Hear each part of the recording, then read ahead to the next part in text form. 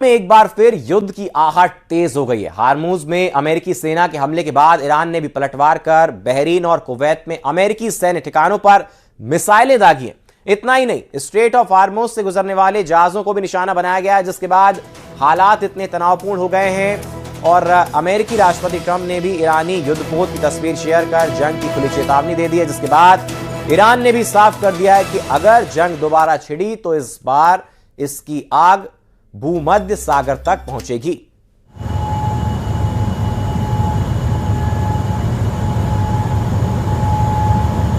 राष्ट्रपति ट्रंप ने एक दफा फिर तस्वीरें साझा की हैं और भूमध्य सागर तक युद्ध की आग पहुंचने का कहीं ना कहीं उन्होंने एक इशारा भी किया।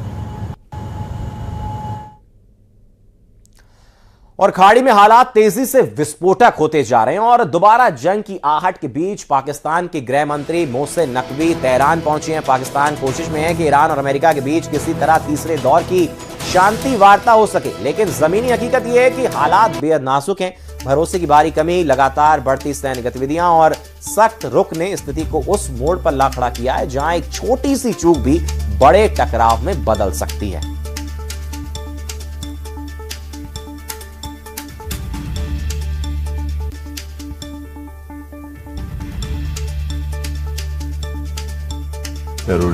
بله بنده اینجا هستم برای اینکه special letter نامه ویژه‌ای رو تحویل بدم from the field marshal از طرف for his eminence Ayatollah Sayyid Mujtaba Khamenei।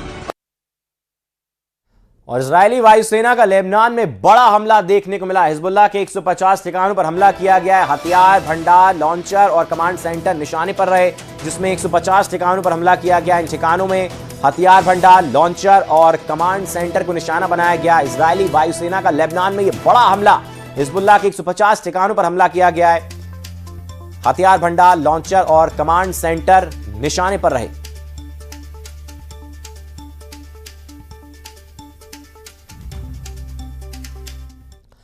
और ईरान के सर्वोच्च नेता मुस्तफा खामनेई पिछले कई मौके पर राष्ट्रपति ट्रंप ने मुस्तफा से मिलने की इच्छा जताई है, लेकिन इसी दौरान मिडिल ईस्ट में सीजफायर टूट गया है। अमेरिका ईरान पर हमला कर रहा है तो वहीं ईरान कुवैत और बहरीन को निशाना बना रहा है। ईरान में तो खबरें यहां तक चल रही हैं कि युद्ध का दूसरा राउंड शुरू होने से पहले मुस्तफा इज बैक, यानी मुस्तफा की वापसी हो गई। देखिए,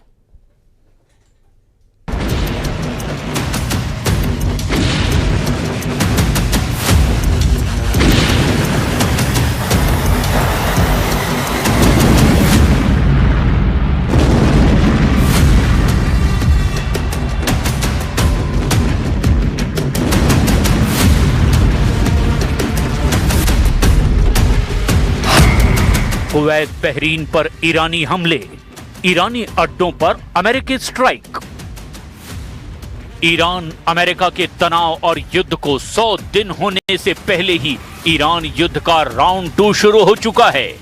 ईरान ने कुवैत और बहरीन में अमेरिकी ठिकानों पर जबरदस्त बैलिस्टिक मिसाइलों और ड्रोन से हमले कर दिए हैं। दावा किया जा रहा है कि राष्ट्रपति ट्रंप इजराइल के पीएम नेतन्याहू को ईरान के पूरी मिसाइल ताकत और सैन्य प्लानिंग और ईरान की लीडरशिप में मचे मनमुटाव की सटीक जानकारी भी मिल चुकी है, जिसके बाद से अमेरिका ने हॉर्मुज में ईरान के सबसे बड़े केशम द्वीप पर जबरदस्त हवाई हमले किए हैं।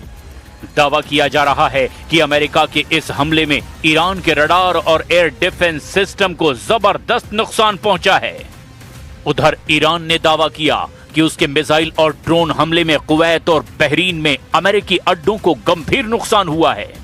इधर एक इंटरव्यू में ट्रंप ने दावा कर दिया कि ईरान पूरी तरह से घिर चुका है और अब उसके पास मुश्किल से 21 से 22% मिसाइलें ही बची है।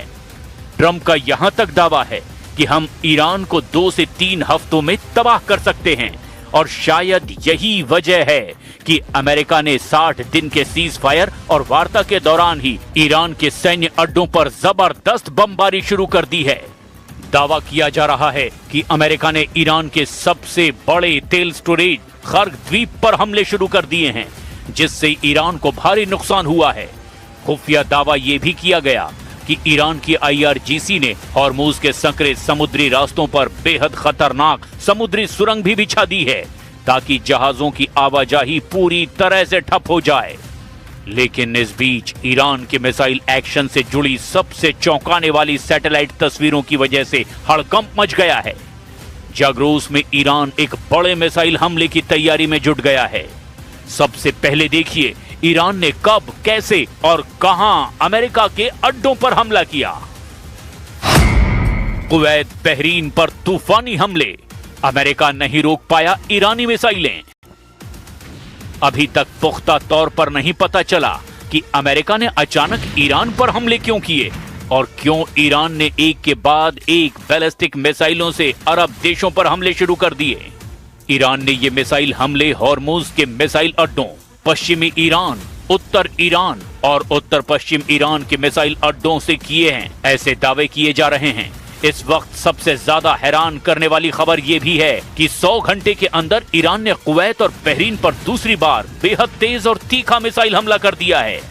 दावा किया जा रहा है कि अमेरिका ने जिस तरह से ईरानी अड्डों पर हमला किया उसके पीछे की सबसे बड़ी वजह है अमेरिका अब ईरान के नए हमलों और मिसाइल लोकेशन को ट्रेस करने की कोशिश में जुटा है ताकि ईरान को 2 से 3 हफ्तों की जंग में पूरी तरह से हरा दिया जाए। अमेरिका ने कहा कि उसकी सेना ने गोरूक और केशम आइलैंड पर ईरानी रडार साइट्स पर हमला किया। अमेरिकी सेंट्रल कमांड यानी सेंटकॉम के मुताबिक पहले हॉर्मुज में ईरान के 4 अटैक ड्रोन मार गिराए गए, फिर आगे के हमले रोकने के लिए रडार साइट्स को निशाना बनाया गया। इसके जवाब में ईरान की रिवोल्यूशनरी गार्ड्स यानी कि IRGC ने कहा उसने स्ट्रीट ऑफ हॉर्मुज के पास दुश्मन के ठिकानों पर मिसाइल से हमला किया। वहीं सेंटकॉम के मुताबिक ईरान ने कुवैत और बहरीन की ओर 7 बैलिस्टिक मिसाइलें दागी, जिसमें 6 को हवा में ही रोक दिया गया, जबकि 7वीं अपने टारगेट तक नहीं पहुंच सकी। हवाई रक्षा प्रणालियों में 7 में से 6 ईरानी मिसाइलों को हवा में ही मार गिराया गया। बहरीन के गृह मंत्रालय ने तड़के 4:15 पर देशव्यापी सायरन बजाकर नागरिकों को सुरक्षित जगहों पर जाने को कहा। अमेरिकी वायुसेना ने स्ट्रेटेजिक जलमार्ग स्ट्रीट ऑफ हॉर्मुज के पास ईरानी तटीय निगरानी रडार ठिकानों पर बमबारी की है। इस बीच अमेरिकी राष्ट्रपति डोनाल्ड ट्रंप ने कहा अमेरिकी हमलों के बाद ईरान की मिसाइल क्षमता काफी कमजोर हो गई है और उसके पास सिर्फ 21 से 22% मिसाइलें ही बची है। हालांकि न्यूयॉर्क टाइम्स की रिपोर्ट के मुताबिक अमेरिकी खुफिया एजेंसियां मान रही है कि ईरान ने अपनी 33 में से 30 मिसाइल साइट्स फिर से चालू कर ली है और उसके पास अब भी करीब 70% मिसाइल भंडार मौजूद है। बहरीन ने कहा कि सभी मिसाइलों को सफलतापूर्वक इंटरसेप्ट कर लिया गया और इसके लिए उसने अपनी और कुवैत की सेनाओं की सतर्कता की तारीफ की। बहरीन ने ईरान से तुरंत हमले रोकने, हॉर्मुज को पूरी तरह से खोलने और समुद्री बारूदी सुरंगों की जानकारी देने और फंसे हुए 20,000 से ज्यादा नाविकों को सुरक्षित निकालने की मांग की है। ईरान के इस्लामिक रिवोल्यूशनरी गार्ड कॉर्प्स यानी IRGC ने दावा किया कि उसने हॉर्मुज स्ट्रेट से निकलने की कोशिश कर रहे 4 तेल टैंकरों में से एक को रोक दिया है। IRGC के मुताबिक चेतावनी मिलने के बाद बाकी 3 टैंकर भी पीछे हट गए हैं।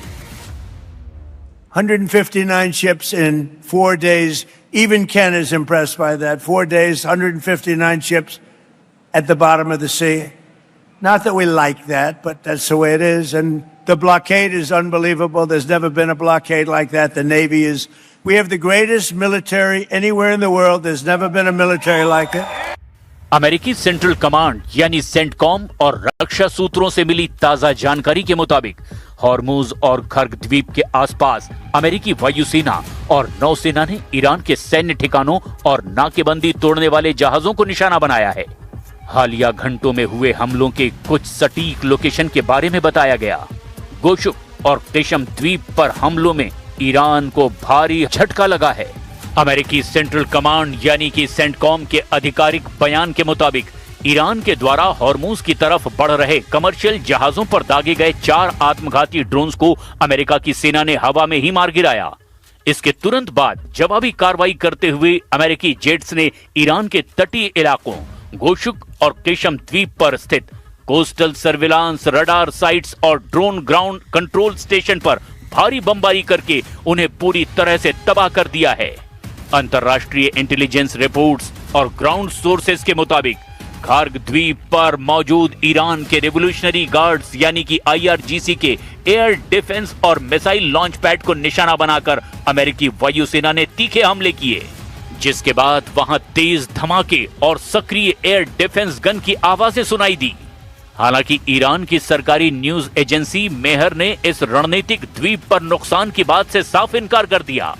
अमेरिकी समुद्री नाकेबंदी के तहत खार्ग द्वीप के तेल टर्मिनल की तरफ बढ़ रहे बोत्सवाना के झंडे वाले एक commercial oil tanker MT Lexi को अमेरिकी सैन्य विमान ने निशाना बनाया। 24 घंटे तक दी गई चेतावनी को नजरअंदाज करने के बाद अमेरिकी एयरक्राफ्ट ने इस जहाज के इंजन रूम पर सीधे हेलफायर मिसाइल दागकर इसे खार्ग द्वीप पहुंचने से पहले ही समंदर के बीच में बर्बाद कर दिया। अमेरिकी रक्षा मंत्रालय का कहना है कि ये सभी कार्रवाइयां खाड़ी क्षेत्र में अंतर्राष्ट्रीय शिपिंग लेन की सुरक्षा सुनिश्चित करने और ईरान के द्वारा किए जा रहे मिसाइल और ड्रोन खतरों को बेअसर करने के लिए आत्मरक्षा में की गई है।